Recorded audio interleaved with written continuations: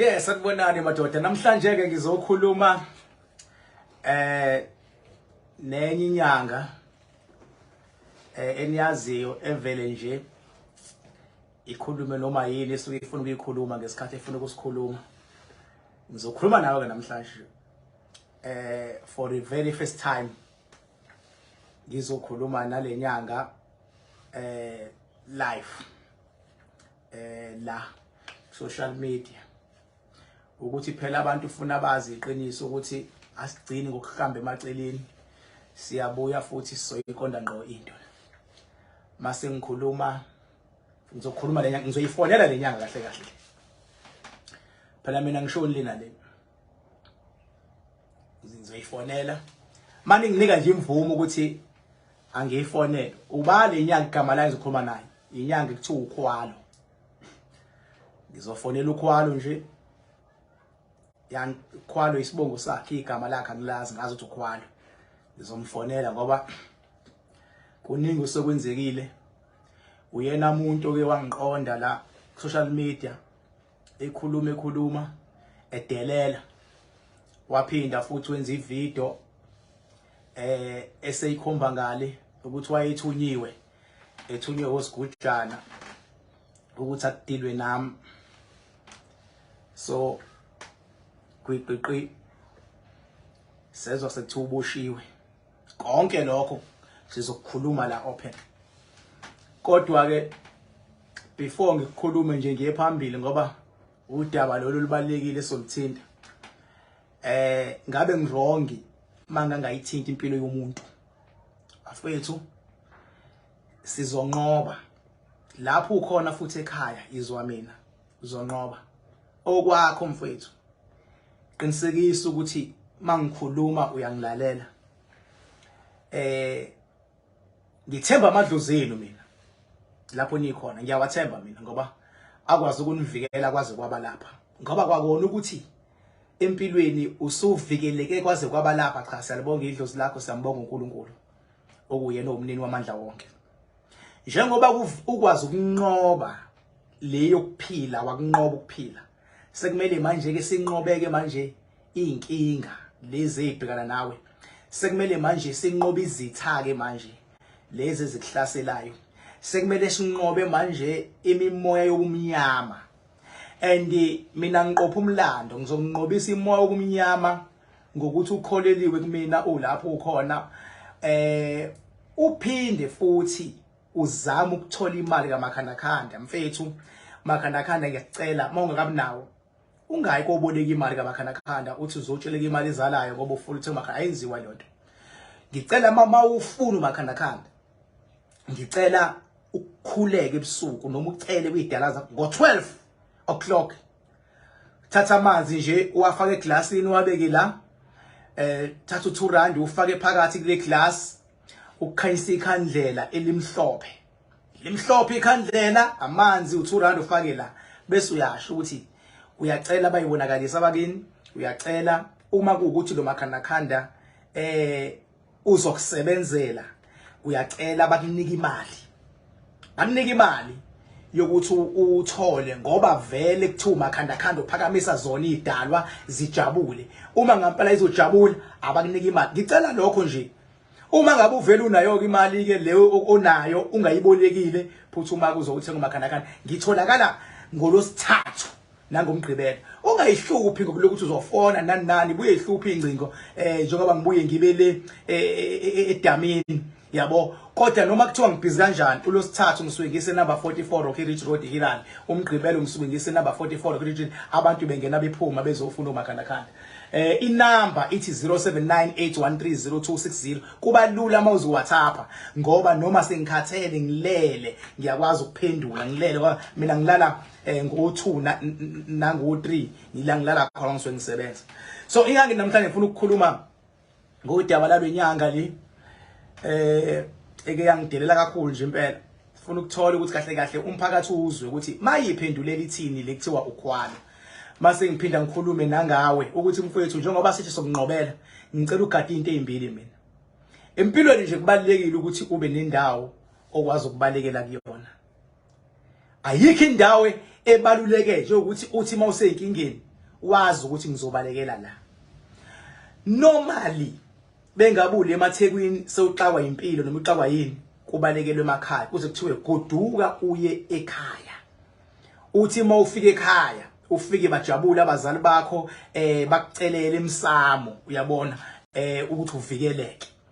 Kodwa uyabona makuthiwa unenkinga lezi futhi esoyixazulula. Uyabona mawuzothi mawukini ekhaya noma ukwakhe emakhaya unenkinga nomphakathi unenkinga nomndeni unenkinga nabantu ozalwa nabo kini kumele ubaleke lapho uyephi uye kwakho. Ikwakho ke indawo othi mawuhleli kuyona uyi-own wena. Kungaba umjondolo ka1 room, ngaba u2 room, ngaba u3 room, kungaba u10 room, ngaba ama suburbs, ngaba ama mansion, ngaba inoma yini. Zu2 ikhundla. Isikhundla sakini bese kuba isikhundla sakwakho noma sasendlini yakho. Uyabona ke mawusushawa izinkinga uzothi bengabukini ushawa izinkinga zakini. Kunabantu abathwetshulwa imindeni yalwa anifiselana into enhle niyazondana kini libulewe igceke. Uthi uyabaleka kini uya kwakho. Uthi uyafika kwakho umkakho niyalwa, indoda iyalwa, izingane ziyalwa, kuyadothiswana, umakhelwane la kwakho uyalwa, kunesiphithiphithi kwakho. Uzobalekela waphela ayibe khona indawo kubalekela uzobalekela. Uyabona ke mfethu kodwa ngoba ngiyanikeza izimfihlo emhlabeni. Nakho ke sekunamacala amaningi kini. Afuna kuhlatshwa inkomo makusho abantu, afuna imbuzi, afuna inhlambuluka, afunana. Umsebenzi omkhulu inkinga ezinkulu lezo. Ngoba zithinta umndeni. Yini zibe enkulu? Ingoba ngisho ungathi uyalungisa, uhlaba inkomo ezu100. Kodwa ngeke ukwazi ukuba control abantu bomndeni ukuthi abajabule bonke ngelanga lomcimbi noma ihloba ijabulile. Mawuhlaba inkomo mase kuba khona abantu oyedwa ababili abathathu abazolwa nabazoba kumsindo nabazofuna ukuyithakatha into yenzayo, kufana nokuthi awenzile lutho soyihlabile inkomo zinjalo. Ingakho uthotha abanye bazothi benza umsebenzi emva komsebenzi mase kuyashona kugingqika imoto kushone phansi sibhede izinto ngoba ngenkathi uthi wenza umsebenzi abantu abafikile bengebona abantu abafisa lento oyifisayo empilweni. Abanye bebezobona ukuthi lento othi uyayenza iyenzeka yini lo msebenzi bese beyantshontsha amathambo, abanye bentshontsha igazi lekade kubulawa khona inkomo, abanye bantshontshe amathambo, abanye bantshontsha inyama, abanye uyabona, abanye ke bazi bantshontshe ngisho inyongo uyabona. So inkinga lezo osuke zisekhaya. Uma ngabe uthi uyayilungisa impilo yakho, uyilungisa kanjani iking bhaka? Uqala ngalokho okwazi ukukulawula. Uma ngabe kuukuthi unendli yakho leThekwini, qala wena endlini yakho, lawula isimo kulendlu ohlala kuyona kube nokuthula. Mawuhlala wedwa endlini ungayilethi intombi ezofika kulwisa endlini yakho. Umuntu wesifazane ungayilethi indoda ezokulwisa. Lawula isimo sibe nokuthula. Ngenkathi siba nokuthula isimo la uhleli khona kuba nomoya oright. Izidalwa elapha kini edinwa yilo yamsindo zizosuka zize kulendlu yakhe nokuthula ngoba izidalwa zizwana nomsindo. Zizokusupporta kulendlu ngoba kunokuthula. Uzogcina ku1 room unyuke kube u2 room kube u3 room izokhula lendlu ngoba inokuthula. Iyoqala apha inkinga, iyoqala mzala uthola indoda noma uthola intombi ezokwenzana, ezofika kulendlu enokuthula yenzeni ifike ibanga umsindo ikulwise. Mayisikulwisa seyizoqala ke manje idalwa zingabe isaya kufuna imali yokuthi uthuthuke wena. Seyizokwenzana, seyizogada lo muntu olwayo. Kumele idalwa zambe ziyofuna amathuba omsebenzi, zambe ziyofuna amabhizinisi, zambe zifuna impumelelo. Azisayi kufuna impumelelo ngoba impilo yakho ukuthi uphile ibaluleke idlula imali engenayo. Idalwa ziprioritize ukuthi azigade isafety yakho ngoba wena ulethe umuntu engasathembene. Ziprioritize isafety ukuthi azigade zingayike ufuna imali uthothi uyaphila kodwa uxakekile uxakwa yini ingoba kulendlu niyalwa idalwa engabe ziyofuna imali ifuna umsebenzi ifuna amabhizinisi aziyenzi leyonto ngoba izothi ziyofuna le wena usalufa ngapha ugadiwe ke manje nake koze kube right nini la mzwana uthatha isinqumo sokuthi lungisa nalomuntu oxabana naye makusangalungiseka uma kungasalungiseka indlela ukuhlukana kwezindlela akulona iphutha futhi akulona icala kodwa yenye ingxenye yani leyo enye ingxenye yokulungisa ukuhlukana kwezindlela manje abanye abantu bacabanga ukuthi makuhlukana indlela kusuke kukhona ihlazo lapha usuke umnqobi impela kodwa mawuzohlukana kwezindlela kune toxic kwabona kune toxic relationship or environment yonke isi toxic then indlela afuna ihlukaneke lapho sizokwazi nedalwa ukuzokusupport kodwa one mistake kwaba nomsindo la uhleli khona kwaba nomsindo emakhaya uzozaca ube mngakake ngoba unayo indawo yokubalekela funa mawuxakwa indaba zala uhleli khona baleka uye emakhaya kufike kujatshule mawuxakeke emakhaya baleka uzohlala la uhleli khona uzonqoba ke lapho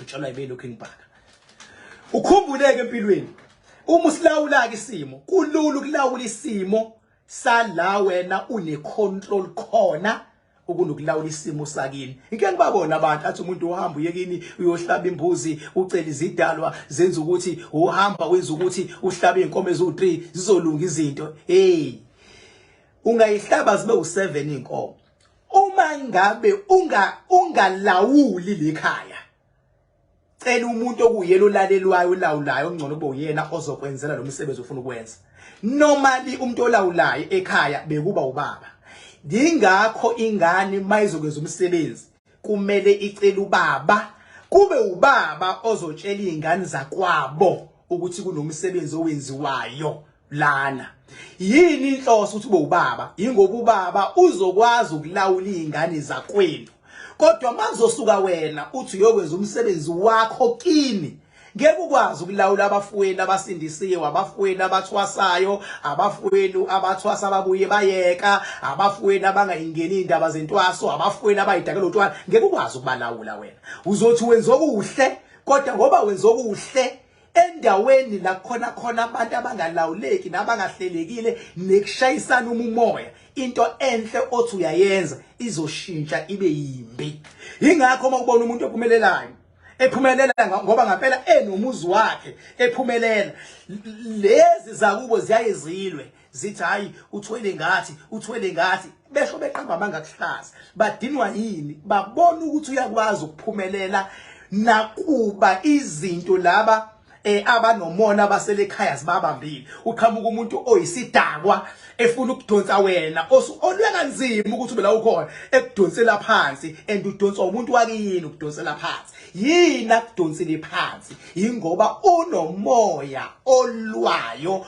ongafuni ukuthi kulomndeni kube khona umuntu ophumelelayo ngoba umuntu mayephumelela ekhaya uphakamisa isibongo salekhaya kodwa makhona into ekwathi wayigade ingabavumeli abantu baphumelele leyonto isizongena komunye umuntu walekhaya icashe kuyena mase kukhona ophumelela ngenkani ophakamisa isibongo umsebenzi walento ecashe kulo ukuthi imdonsi phansi emkhulume kambi kubantu imbize ngawo wonke amagama owacabangayo emhlabeni abiza umuntu kodwa mawufuna abe negama elimbi ucasha umoya obumnyama kuyena uqala ngokulungisa la uhleli khona kube nokuthula masuyitholile into oyifunayo usunemali usuyahamba kuyosiza nabakini ukuthi nabo lezi inkinga ababhenazo balungisele amathuba ukuthi bakulalele uma ngabe befuna ukunqoba maningi ngoba usufika ukhuluma ngemali yakho athi bethethi lo uthi ngithi hayi ngizokuthenga ukuthi athi uthi lo uthi hayi ngokuthenga ukuthi athi bezokuthenga usukhuluma ngemali yakho uyenze kanjani imali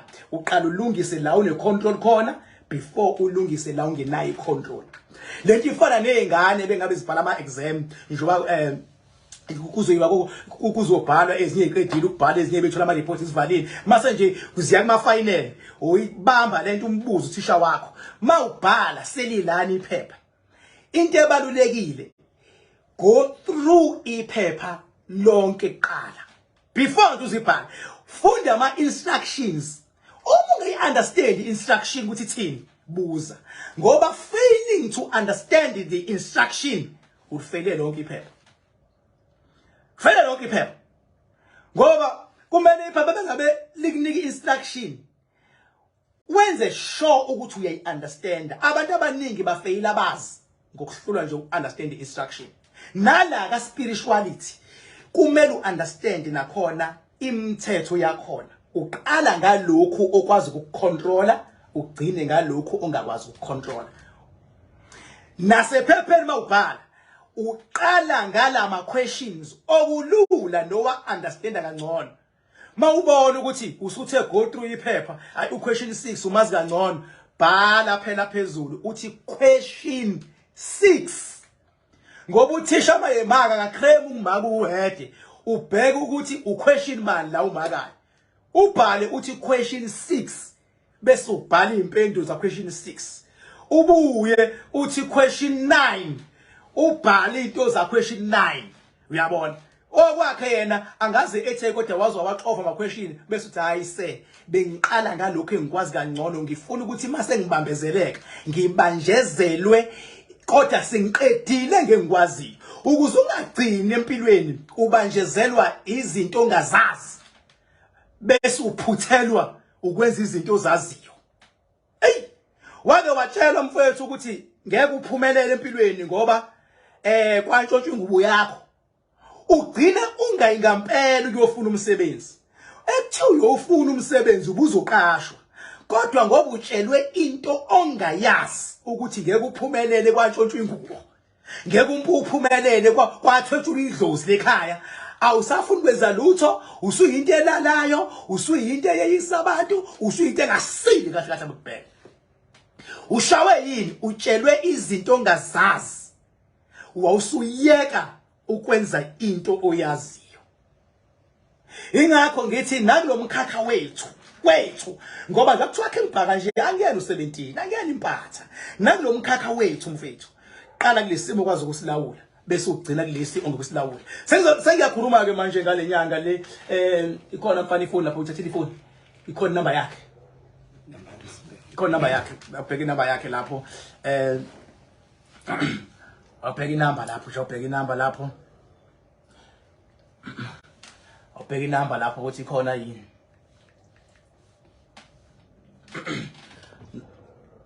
Noma uzokwazi ukubheka la kodwa ungagcimeli live wami.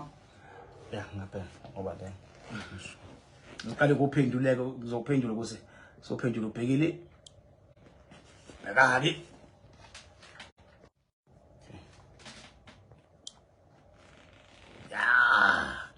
Ningixolele.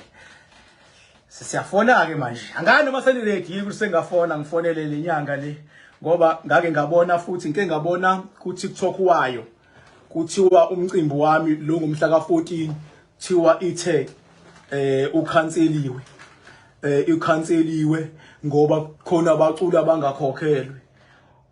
Ukhanseliwe lapha khongisho yedwa umculo bakwathi angikhokhelwe mina ukingba ngoba ididida abantu lezi enomonaka izinja zajabula ngoba uyabona ngabe uphumelele uyaphambili khona abafisa engathi ngangalunga fusegani bafana bami, fusegani bafana bami. Ayikho into okwenziwa yimina kuthiwa iphumelelanga. Nawe obuthandaza uthi umcimbi wami wangomhla ka14 October King Bhaka Music Festival engathi ungangaphumelela, fusegani bafana bami, fusegani bafana bami. Awukwazi ungaphumeleli, ngiyinkosi emhlabeni, ngiyindodane emazulwini. Kobe khona abaculi beshintshiselana and kuzoba kokuqala ukuthi umculi athola imali yakhe before agibele stage.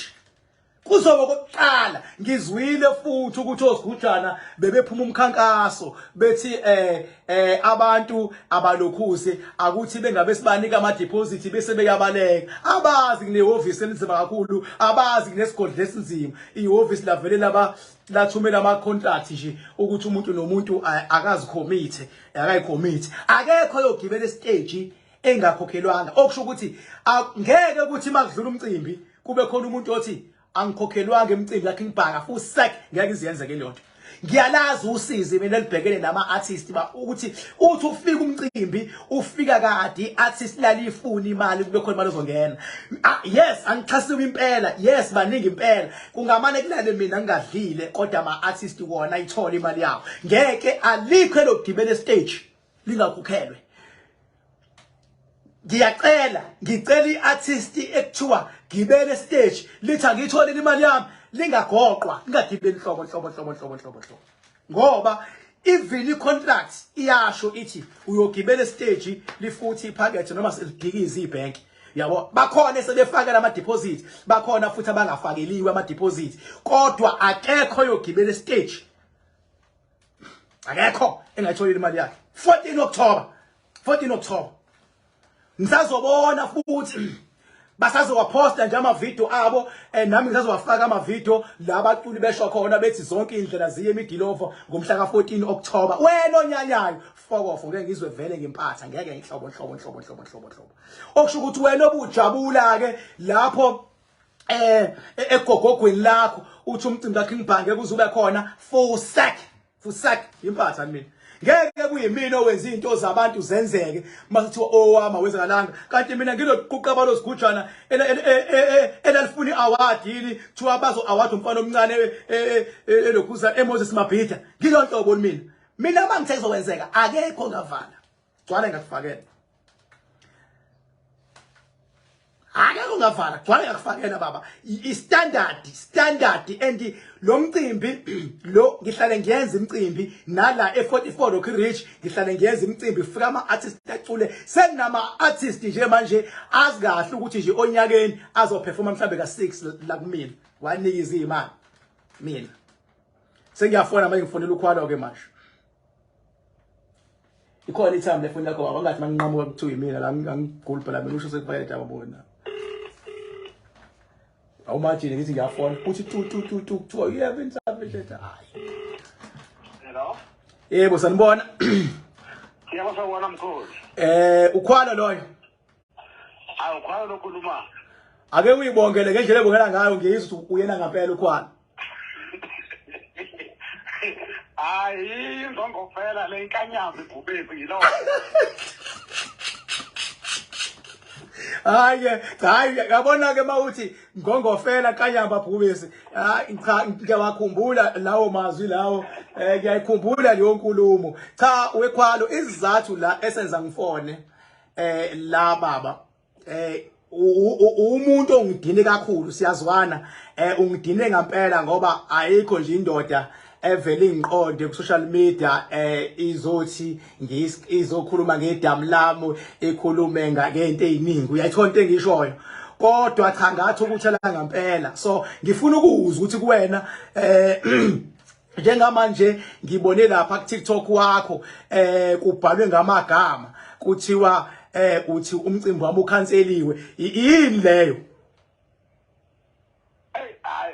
uyabona ke lapho ke king yami ngicabanga ukuthi scam leso ngoba phela mina kade ngingekho ngisejele manje ngingabhala kanjani ku TikTok ekubeni ngakhuluma kuwena ngasho ukuthi mina ngiyaxolisa kuwena ngiyayisola konke engakwenzayo kuwena ngoba vele wawuvela ungangenzeli utho mina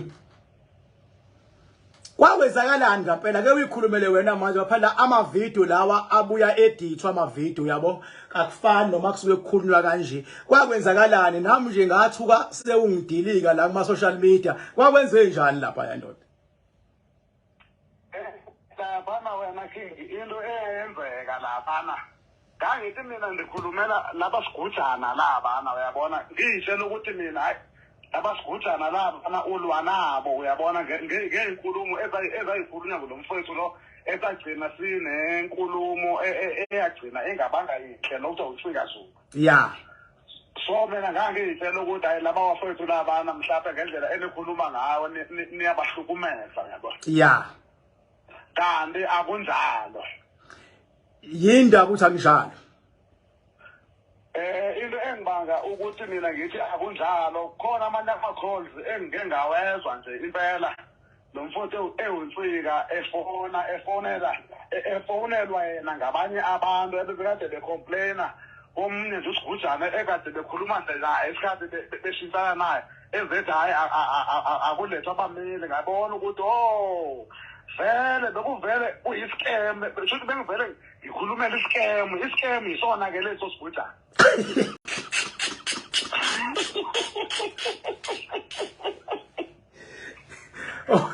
Oh, so njengamanje ngiyakuzwa uthi ubuye ejele, ubuye nini ejele?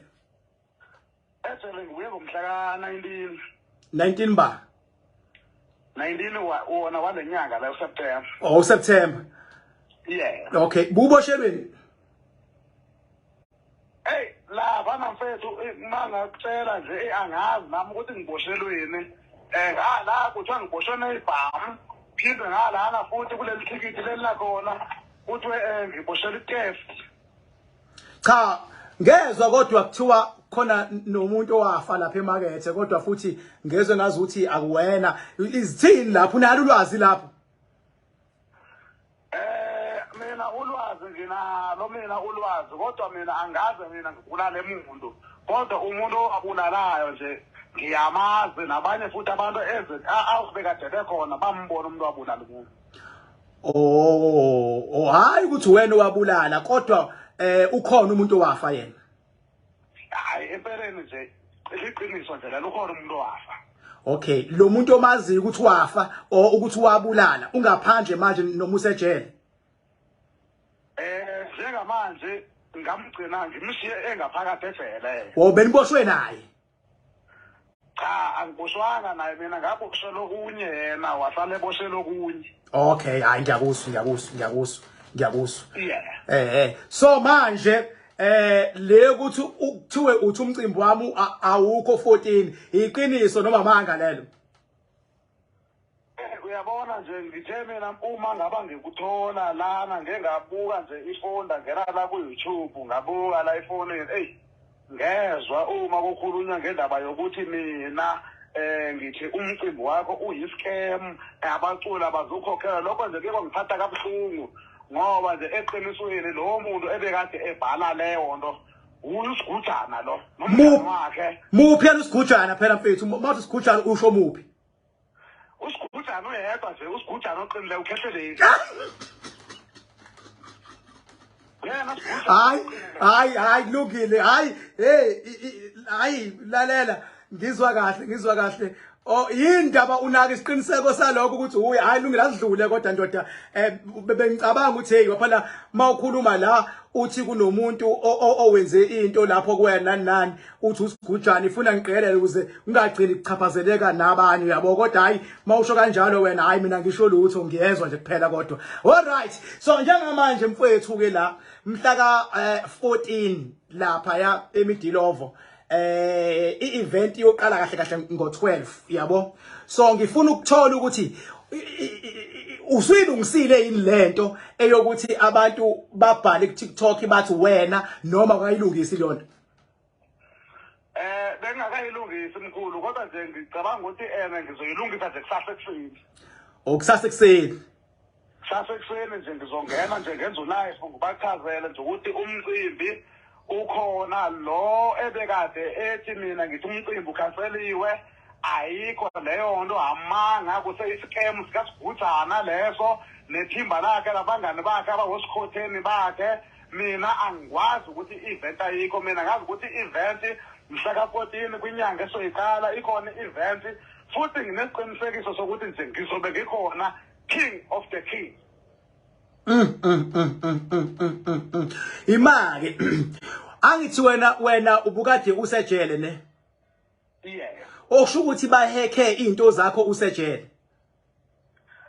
Benzile lapha lapha ngithe mina mangaba ngisuka ngathi mina unkosikazi akangenzele i-sim swap yabo ngisengaphakathi. Yeah.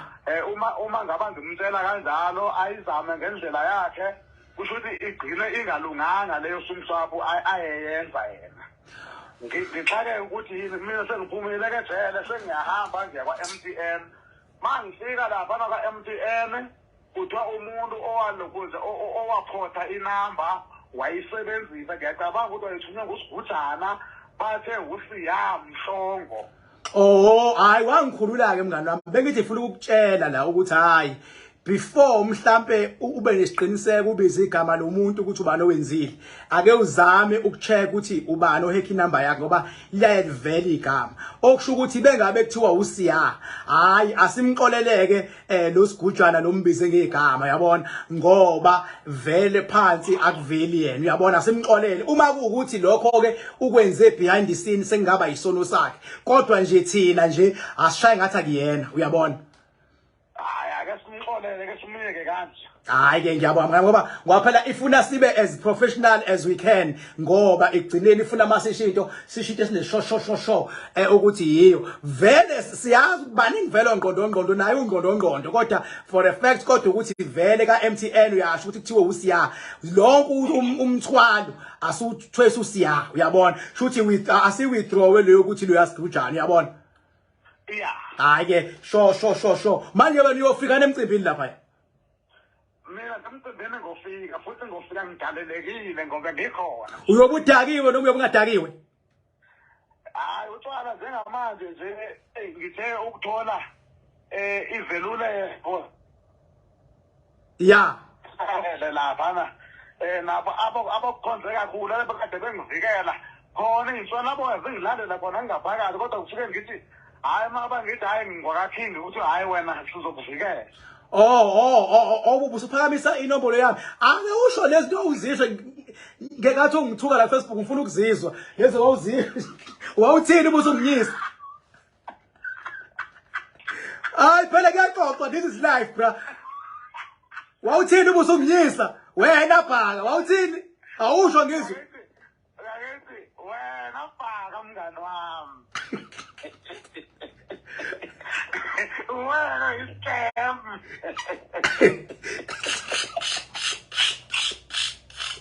wabuye wayijika le uthi wena iscam awazi lutho wena bhaka mngani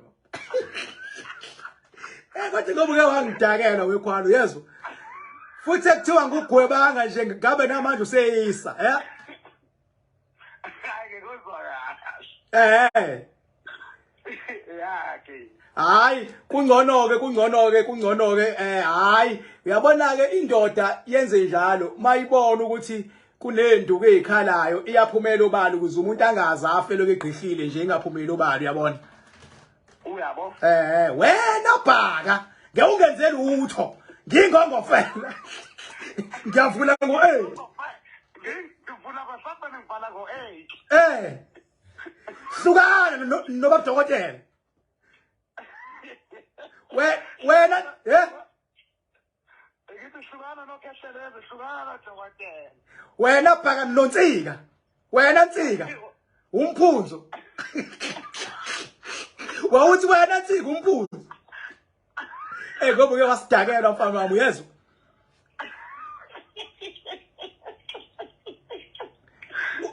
uzodlala ngonsika athi elwelizwe and ubonile kodwa ukuthi unsika ngempela bethu uyonkulunkulu ukuthi lento ayilungise ekugcinela ubonile ngithi hayi gcinana ngibonile futhi akafuna kuphazanyiswa makayeke ndaqhubeke nomsebenzi wakhe ngagcina phela kuthiwa ngiyakhumbula ukhuluma naye lapha khona wangisendela ilinki uthi uzomshaya ngezulu wathi ngishaye naku 3 days wathi ngizokushaya wabuye wathi hey uyiphi insika zayithini lapha wathi hayi ngicela ungishaye ngezulu nagcina nida ku 3 days kwenzakalani lapha iyakishekisa ke le hayi kusho phela ngalendlela naye phela ayechaza ngayo futhi ngathi wayeveza ubunsizwa bakhe uyapho wena umsabisi mina ngangamthatha ngangimtshela iqiniso ngizwa kahle cha kuphela ke mina nje ngalesiya sikhathi ngangayile mhlawumbe ngokwempi mina ngangiyomkhuza lapho ukuthi angathi mangabe edlala ngosibhujana kahle angathi sekedlalela ezitheni ezibahayo yabo cha phela bengabe uya kumuntu ungayi kodwa kodwa uyomkhuza kuthiwa ukusabisa lokho igama leli standard lelo sokuyosabisa awuzile ngobubi kodwa futhi ufuna sabe bese yayeka vele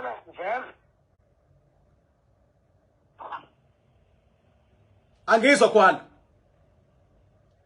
ya ngithi vele kwakulapho kutheni ngimsabile ngikwazi ukuthi asehlele la abantu Futhi siyavumelana ukuthi awumsabisi uthi. ya Hayi ke nazo hayi inkunzi hayi inkunzi usuke inkunzi mawukwazi ukuvuma. Asuke inkunzi bakwazi ukuvuma hayi inkunzi futhi lenkulu uyilenkulu. Hayi uyilenkulu abantu abavuma abantu umuntu uphikaza yofa umuntu hayi. Elakaphike mfethu umuntu hayi uyinkunzi mina ngibonga nje mfethu ukuthi ugcina ubona ukuthi asibi namuntu asibi nani okusho ukuthi iyasebenzile ukuthi ubone kahle ijele ngaphandle kwalapho wena King ukuthi mhlawumbe ngijele ukuthi kwangesikhathi bekade ngimane ngifika kuwena yabo sikhulume ngixolisa kuwena yabo ngiyakhumbula ufikile bengivele ngicabanga ukuthi ezinye izinto ezake ngiyishehlele yabo ya hayi ke ngiyabonga kakhulu ukhwalo idlozi lakho nje nethongo lakho ligcine kahle nje usize kahle abantu nawu singezwe sekuthiwa khona umuntu okhalayo ngawe ngiyakuthemba ke kodwa hayi lutho akekho umuntu ozokhala bonke abantu nje ngiyabajabulisa hayi kulungile ukhwalo shosho ngiyokubona mhla 14 ngokuba mhla 14 mhla ka 14 nje ngizobe ngena ngithi King my King sithi King Bhaka Music Festival so sithi Phakama Bhaka King Festival Music sithi nje ukhule ube khona minyaka yonke nakho sisheshe sijabule ngoba phela sithanda izinto ezimnandi so besithi siyavula ngo7 siyavala ngo8 viva makanda viva hawu sibanini madoda hey wawungabe loqini comrade hayi shonke khwale okay sure awukhuphuka khwala hayi kodwa hayi ukuthi phela i-coaching eningi nathi sithola esigodlweni ukuthi igama lomuntu nje awufesane nje ulithi ba noma kanjani hayi ukuthi kodwa afuna sisatshiswe ngaleyo nto cha just kamnandi nje kodwa kahle ngiyafuna ukuthi wonke umuntu lapha ekhona bese emakhaya cha nqobani izitha zenu enizaziyo neningazazi azingabi nazo isabelo phezu kwekhanda leni lapho ekhaya bengabe nihleli nomndeni zithanda izingane zakukhumbule izingane zama dependent bengabe ihlala nawe namzali yabo zama dependent izingane so angingatholakala ingane isifuna ukuba ngaphezulu komzali because isafuna under ukuba i dependent until ikhule enough isebenze mayisiba nendawo yayo ibisiyaqala iyayimela ibe nezingane zayo ibisiyabona ukuthi ukulawula ikhaya into inzima kanjani sanibonga bobaba bomama enilibamba lishisa ikhaya lapha emakhaya zikhona ingqinamba ukhona abafungile ukuthi ngeke lize lakheke kodwa nivuka niyalakha siyakubonga ngokunqoba siyakubonga ukuwa uvuka nowa kwakho lentana naye kuzikhona inkinga benihlukanisa nibamsane as long as nje understanding sibonge futhi ngoNkulunkulu ngokuthatha indawo njengoba ngisho ngathi mina owami ukugobela mina uNkulunkulu nga decide ukuthi ngeke ngibe naye ugobela wasemhlabeni ngoba wasemhlabeni ugobela ubuya afuna ukusho izinto ezamsana nenkanoko nezifiso zakhe okunye aqambe lamanga ngoba ukuthi ngampela khonto emixakile ephuthumayo kanti idlozi lakho iwona gobela onamandla kakhulu izingelosi ngegama elingcwele bese kuzothi uNkulunkulu uyisiqalo futhi uyisiphetho ngiyanithanda kakhulu sobona nani ngolosithathu nikhumbule njalo nonke noma khanda siyakhuluma egroupini ka WhatsApp mona makhanda ungeke groupini qinisekisa ukuthi uyangazisa khona ngizoku-add ngitholakala ngolosithathu e44 Rocky Ridge nangumgqibelo e44 Rocky Ridge mawufuna makhanda you don't have to call ungamane ufike nje ngendlela ofuna ngayo ngiyanithanda kakhulu ngiyohlala nginani ngcwele ngaphuphi sika nehlobo dama elingasho papa yini ngithanda kakhulu ngixole nje ungayibongeli namhlanje ingoba ngingene ngikwesinye isimo bengifuna ukudila nalolu daba nje papa yini